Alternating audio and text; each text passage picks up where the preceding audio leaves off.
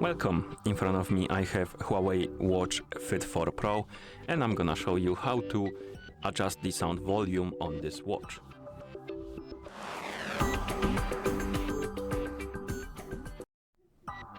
First, we need to wake up the screen on our watch, and you can do it by pressing the crown button.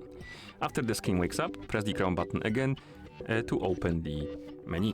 Then scroll through the menu, look for the settings icon, and once you find it, tap on it.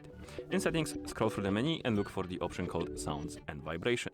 Once you find it, tap on it, and here look for the options like ringtone, alarm volume, and workout broadcast. Basically, we have three types of volume and we can adjust them separately. First, let's tap on ringtone, and here we can adjust the volume for the ringtone on our watch, and you can do it also with the crown.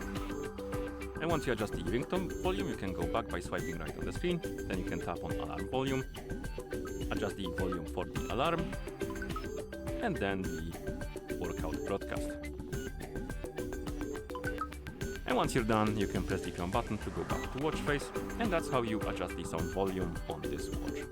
Thank you for watching. If you found this video helpful, please consider subscribing to our channel and leaving a like on the video.